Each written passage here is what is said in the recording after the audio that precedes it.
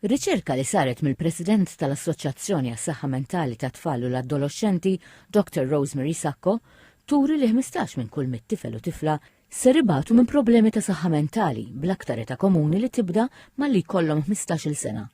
Professjonisti li ltaqgħu f'konferenza tal-assoċjazzjoni stħarġu kif jistgħu jkunu tajnuna għas-saħħa mentali ta' tfal u adolescenti.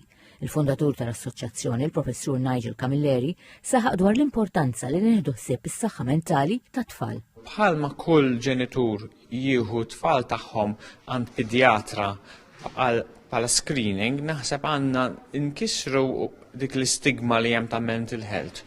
U jekk ikun hemm bżonn immorru għand mental health professional naraw hemm xi ħaġa li jkollna l-kuraġġ mhux nibżgħu immorru.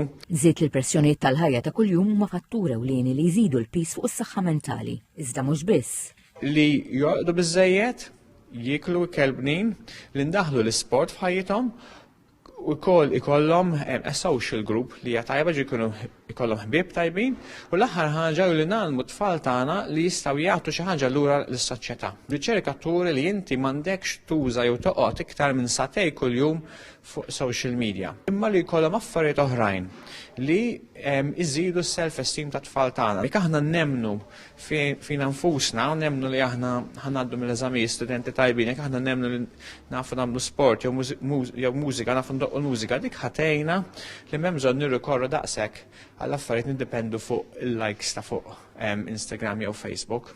Hemm ħafna investimenti pożittivi fl-aspett tal-mediċina, tal-kurrija, imma wkoll mental health għadna xar passi lura. Issa naħseb għandna nippruvaw naqbdu n-nies kollha għandna ħafna professjonisti kemm jgħixu Malta u kemm jgħixu barra minn Malta li huma aktar trejnjati probabbli għax għandna nagħmlu training fi child mental health, għandna nippruvaw nġibuhom lura u naħdmu fil-veru sens tal-kelma jkun hemm sens ta' nibdu tim li naħdmu ma' dawn in-nies li qed ibatu bil-mental health problems. Dr. Rosemary Sacco qalet li l-intenzjoni hija dejjem lis-servizzi jtiebu billi jipparteċipaw f'ħafna proġetti ta' riċerka fost affarijiet oħra.